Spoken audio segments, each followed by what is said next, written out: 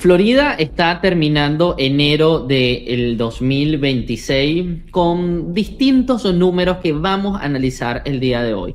¿Por qué? Porque vamos a ver cómo están esas ventas pendientes, cómo realmente arrancó el año 2026, porque Florida venía de altos y bajos más grandes que el resto del país. Había sido el estado que más sorpresa había traído a nivel de estadísticas de real estate, con caídas de precios, ahora con estabilizaciones, y esa cantidad de ventas pendientes vamos a revisar si realmente están comparadas con otros años funcionando bien o seguimos en un estado que está muy tranquilo desde el punto de vista del real estate. Adicionalmente, vamos a ver qué mercados están cayeron el último año y cuáles son los de Florida y si esta caída sigue en pie o realmente se han detenido las caídas. Porque es muy fácil hablar de que los precios en Florida han caído en general, pero estas caídas a qué se debían y las causas subyacentes de caída siguen presentes en cada una de las zonas como Punta Gorda, como Naples o como San Pete o como Orlando. ¿Realmente seguimos allí, seguimos en ese estadio o hemos avanzado y ya esos precios se han estabilizado?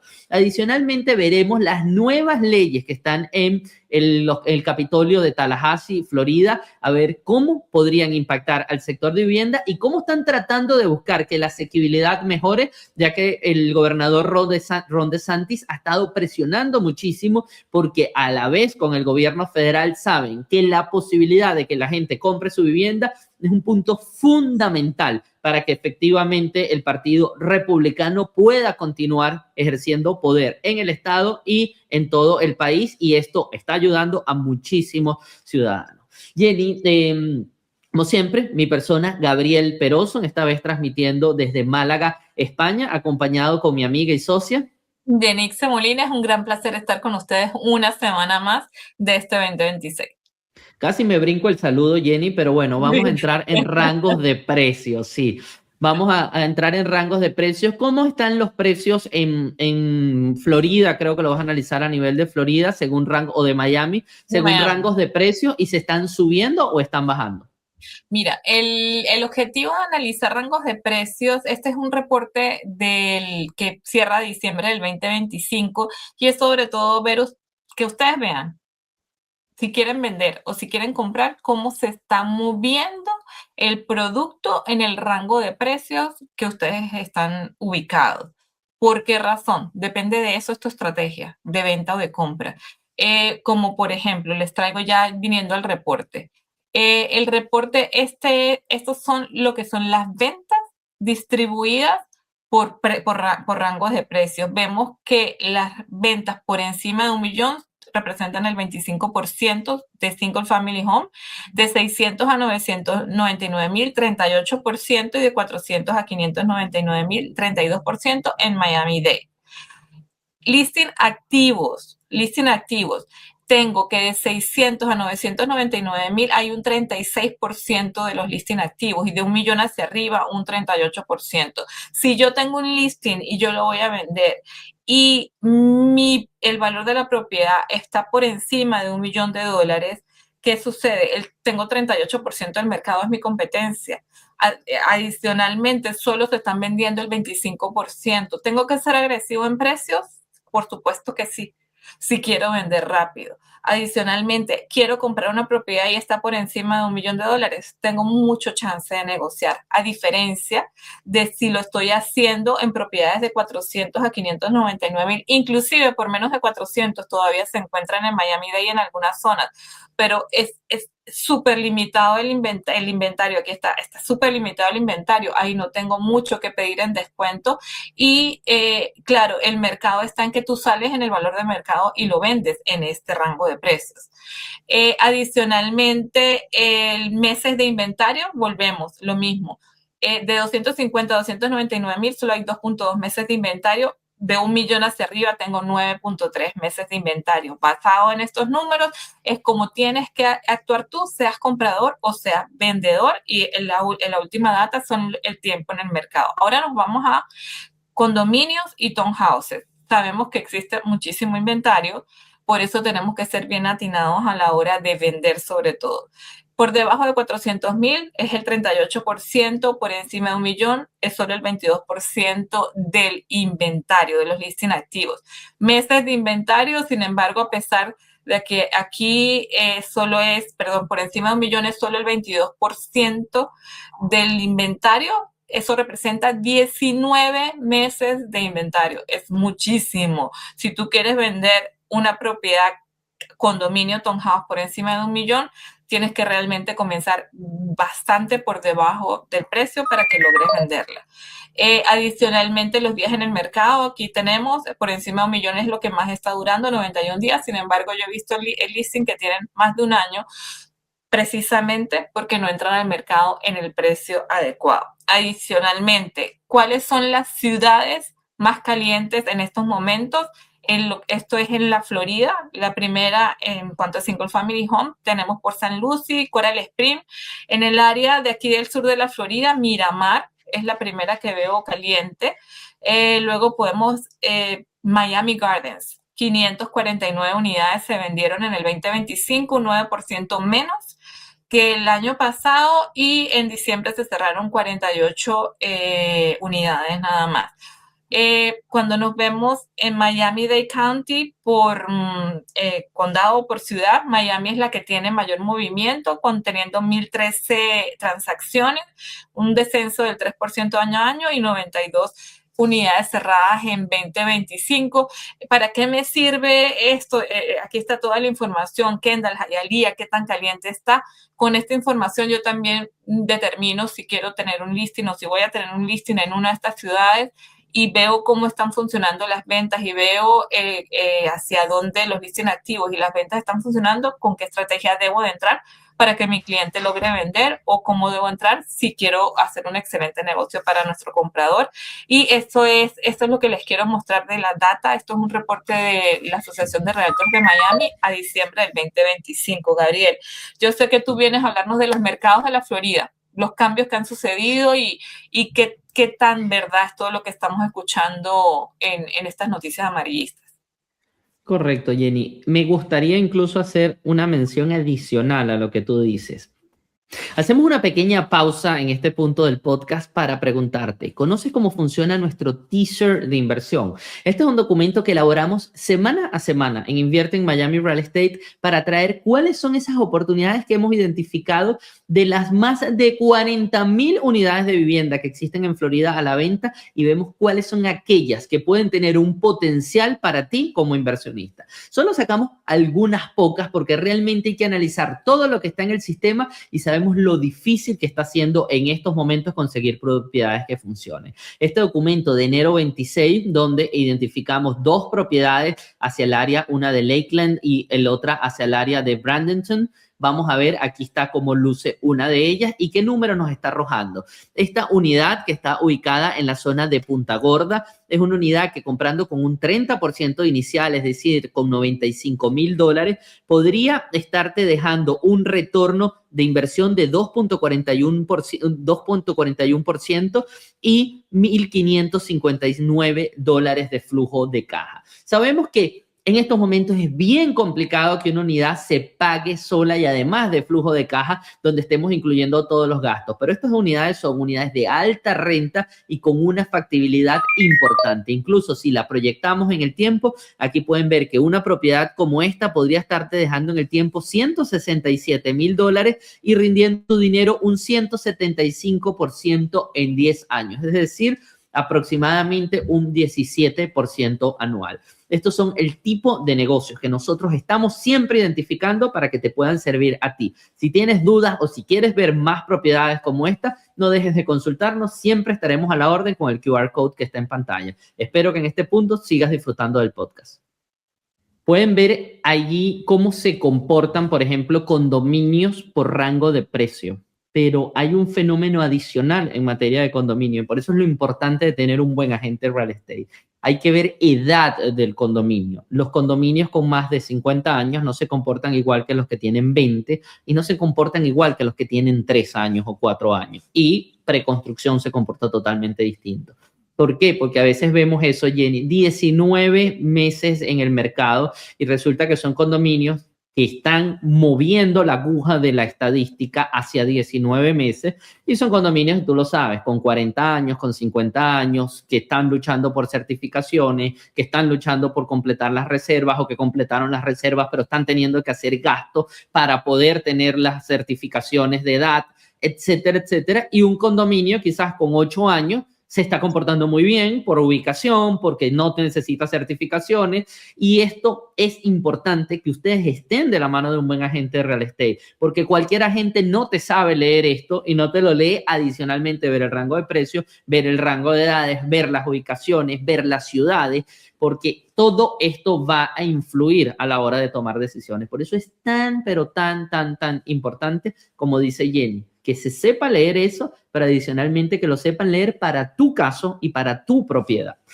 Vamos a ver, Jenny, sí, cómo está el mercado de precios en Estados Unidos y qué está pasando con Florida. ¿Por qué? Porque se está hablando de los... Reciclub nos saca un informe que dice que los 106 principales mercados inmobiliarios tienen caídas interanuales y 194 registran ganancias anuales. Esto lo hemos revisado nosotros en otras oportunidades y es el informe que nos dice cuántas ciudades de 300 que se estudien, cuántas realmente de esos mercados están sufriendo cambios. Y lo vemos desde el mes de enero hasta el mes de diciembre. Resulta que en el mes de enero 31 sufrían cambios y así esto fue subiendo a 42, a 60, a 80 y luego los meses subsiguientes 96 en mayo, luego 110, 105, 109. Aquí vimos que fue el máximo pico, los 109 fue lo máximo de lo que fue en el mes de agosto y luego la cantidad de mercados que estaban en modo corrección empezó a bajar. Luego vemos 105 en septiembre, 105 en octubre, ya para noviembre eran 98 mercados y luego en diciembre por un tema estacional normal donde se enfrían un poco las ventas y donde empiezan a haber algo de descuento, vimos que 106 mercados de los 300 mercados inmobiliarios vieron corrección de precios. Sin embargo, lo que quiero hablarles en cuanto a Florida es que cuando vemos las estadísticas podemos ver que de diciembre del 24 a diciembre del 25, ¿cuáles fueron los que sufrieron más caída de precio? Y estamos viendo que lo está encabezando Florida, básicamente Punta Gorda, Cape Coral, Northport y Naples. Son los 4 principales mercados que van desde una caída del 6% hasta una caída en Punta Gorda del 12.38%. Pero realmente esto está sucediendo, realmente siguen cayendo esos mercados y debemos preocuparnos para el 2026. Quiero que analicemos, vamos a poner acá lo que tiene que ver primero Punta Gorda y lo vamos a ver en vivo con nuestra aplicación de Reciclub Terminal que nos da todas las estadísticas por zona y vamos a ver cómo han crecido los precios en la zona de Punta Gorda año a año. Aquí podemos ver, si lo vemos año a año, efectivamente en diciembre, según estas estadísticas, cayeron un 12.9%. Esto nos ratifica que la estadística que estábamos viendo era cierta. Pero si luego nos vamos a ver lo que son las estadísticas mes a mes, vamos a verla aquí que no están, son estadísticas que no incluyen un cálculo de, vamos a decir, ajustado por temporada, son los datos reales y directos. Podemos ver que en Punta Gorda, justamente aquí vemos cómo ha venido una desaceleración de los precios de la vivienda. En cuanto a la caída, vimos que para diciembre del año pasado caía al 1.29%, luego cayó 0.94, 95. Claro, todo esto acumula un 12%, sobre todo ya en los meses de junio cayó un 1.55, en julio un 1.44, pero ya vemos que se desacelera la caída. Ya para mes de noviembre vemos una caída de 0.88 y para mes de diciembre ya vemos una caída de 0.55. Es decir, esta curva aquí al final va desacelerándose y los precios no siguen con la misma presión. Lo más seguro es que para enero, febrero ya no veamos un 12.9 porque se van a empezar a borrar las estadísticas de 1.30 y van a empezar a entrar estadísticas más bajas como estas de 0.94.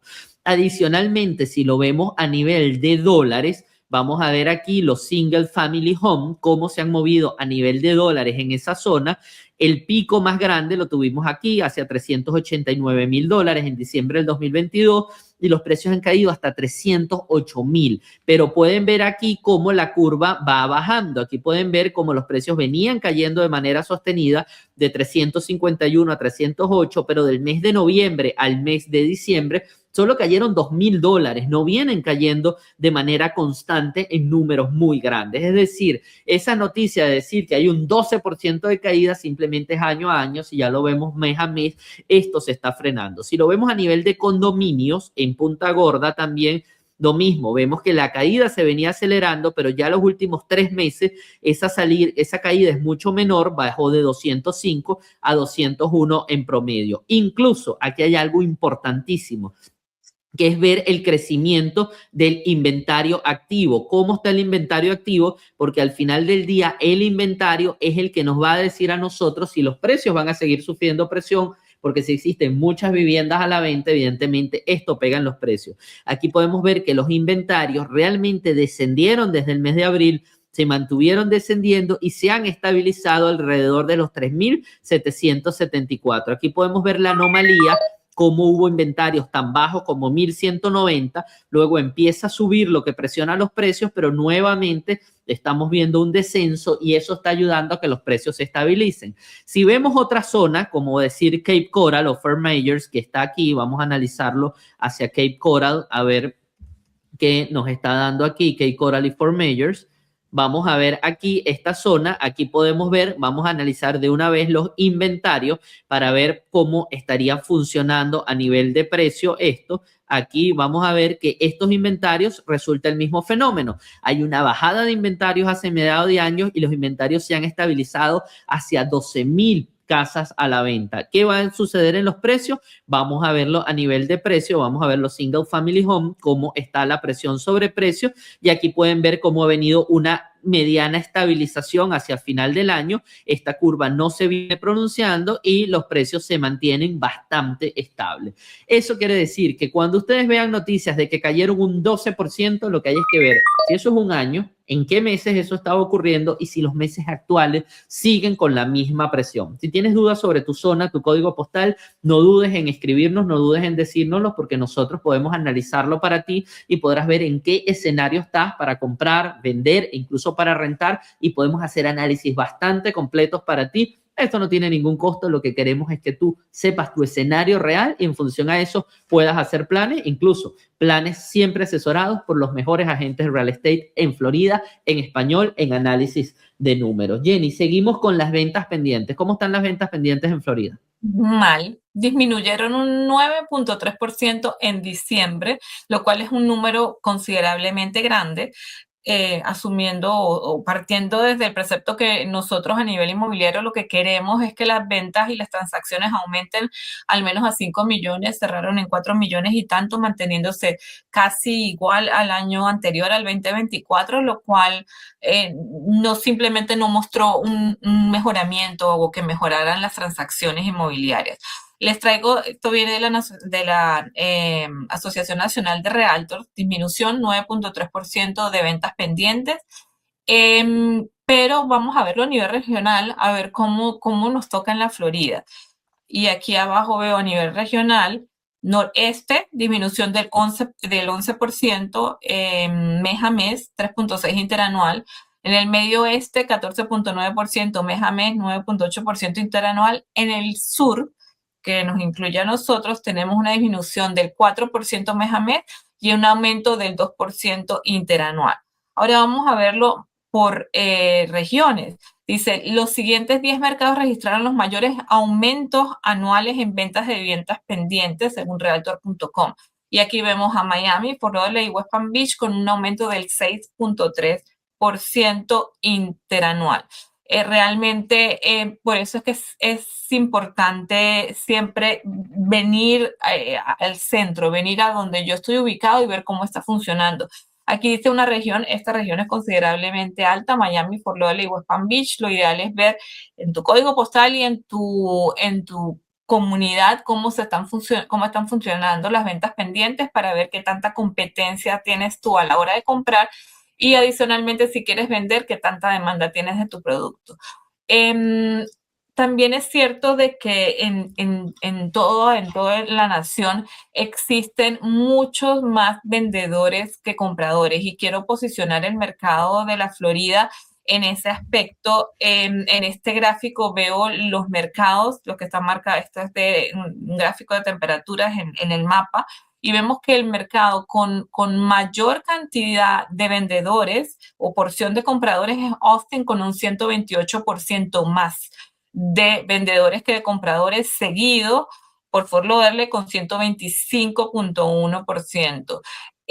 Aquí lo vemos en esta gráfica, están Austin en primer lugar, Fort Lauderdale segundo, Nashville tercero y Miami ubicado en el cuarto lugar con 100.2%. Más de compradores, perdón, de vendedores que compradores. Quiere decir, tengo 20,000 sellers y tengo apenas 9,000 personas o 10,000 personas queriendo comprar. Eso, de alguna manera, oferta-demanda me lleva a los precios en presión hacia abajo, porque quienes tienen la unidad en el mercado a la venta, quien no ha tomado la decisión de sacar la propiedad del mercado, de alguna manera quiere venderla y para venderla en este mercado probablemente tenga que dar descuentos y allí es donde se ven en esta cantidad de ventas pendientes en aumento que probablemente muchas personas estén cediendo y que de alguna manera estén negociando para lograr la venta de esta propiedad. ¿Me dice Gabriel? Hello. Sí. Quiero ahora sigues tú con las leyes, que tanto nos importa ver qué es lo que está sucediendo aquí en la Florida en cuanto a las leyes. Sí.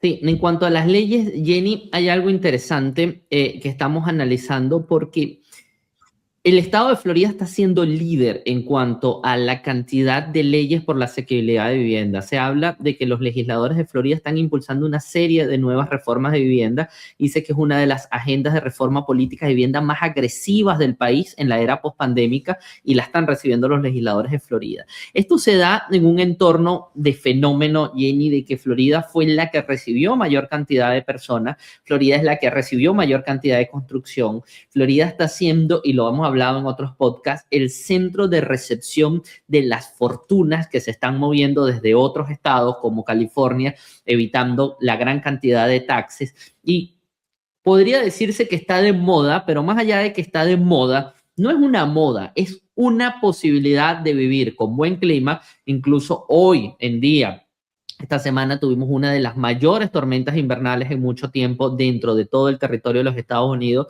Florida sigue siendo bendecida de no tener estas tormentas invernales, y la cantidad de buenas prerrogativas que se tienen hace que los legisladores tengan que poner el foco sobre la vivienda porque han subido mucho los precios de la vivienda, los trabajadores no están pudiendo comprar y hay que buscar soluciones para que puedan comprarse y que la gente tenga calidad de vida. Hay la ley que se llama Life Local, que ya hablan de la ley 3.0, incluso de la ley 4.0, que ha sido una ley que ha venido de forma agresiva impulsando exenciones fiscales y cómo las viviendas de clase media tienen que ser las que estén más favorecidas dentro del desarrollo de las ciudades. Esa ley en general se viene aprobando desde el año 2023 y ha venido todos los años sufriendo más ampliaciones y más mejoras. ¿Por qué? Porque esas mejoras están enfocadas en que las ciudades no pongan freno a los desarrollos de vivienda. Están tratando, por ejemplo, de las zonificaciones locales, de que existan más multifamiliares de uso mixto y que se declare desde el gobierno del estado cuáles son esos usos mixtos permitidos y que las ciudades no le pongan freno. Están tratando también de que se cumplan que al menos el 40% de las unidades residenciales que se construya sean asequibles, o sea, sean para familias que ganan ingresos iguales o menores al 120% del ingreso medio. Están definiendo lo que son densidades, lo que están definiendo lo que son alturas. ¿Por qué? Porque las ciudades a veces limitan por conveniencia o porque los gobiernos no quieren que se hagan desarrollos, pero se necesitan las viviendas y hay que seguir desarrollando. Las aprobaciones obligatorias de parte administrativa, se está tratando de quitar todas las trabas administrativas que ponen las ciudades, etcétera, etcétera. Pero hay unas leyes en específico que están en función a ese life local, que es desarrollar una misma ciudad para que la gente viva y trabaje y no tenga que moverse tanto. Y son 3 leyes, Jenny, que me llamaron particularmente la atención y son, uno, el mandato de unidad de vivienda auxiliar. ¿Qué quiere decir el mandato de vivienda auxiliar? Que se están tratando de impulsar los ADU, que son los conocidos como los efficient, o la posibilidad de que las personas en un mismo terreno puedan construir unidades adicionales para que puedan rentarla, que pueda ser un ingreso para ellos o para la misma familia, pero que las ciudades beneficien esto y se pueda construir mucho más. Conocemos, por ejemplo, hacia el downtown de Miami o zonas cercanas a Hialeah, etcétera, que existen muchas casas con muy buen terreno que podrían agregar ADU, pero de manera legal y no de la manera ilegal como se había venido haciendo, y esto está tratando de impulsar la legislatura local. La ley de viviendas iniciales de Florida, que establecería estándares estatales para viviendas más pequeñas en lotes más pequeños y permitiría hasta 4 unidades por lote elegible, es decir, tratar de que las unidades en un solo terreno puedan ser hasta cuádruplex, haciendo viviendas un poco más pequeñas, pero que se permita hacer eso y que no solo sean viviendas unifamiliares en lotes grandes, porque la densidad es necesaria que vaya bajando porque la ciudad se sigue desarrollando y no podemos tener que la gente viva a 20 millas de su trabajo cuando tenemos zonas que se pueden seguir desarrollando con ADU o con terrenos pequeños donde se puedan hacer más unidades de vivienda. Luego tenemos la ley de desarrollo orientado al tránsito. Esta es una ley muy interesante, incluso aquí lo dice que Miami ya ha avanzado en esta dirección y lo hemos visto, que es desarrollar las unidades de vivienda cercanas a los transportes ferroviarios, las vías del metro, las vías de los trenes suburbanos. Se ha estado desarrollando a través del Brightline en todo el sur de la Florida, buenos desarrollos que permita que quizás una gente pueda vivir en Fort Lauderdale, pero muy cerca del Brightline y trabajen en downtown y simplemente baje las escaleras, agarre su tren, se traslade a su trabajo y regrese, pero que sean estas líneas de tren o las líneas de autobuses conectados las que permitan que efectivamente el desarrollo se dé. Ellos están tratando de prohibir esas normas locales que reducen drásticamente las alturas permitidas, las proporciones de superficie o agregan mandatos adicionales de estacionamiento y espacios abiertos. Es decir, si tú estás al lado de las vías del tren, flexibilicemos las normas de estacionamiento,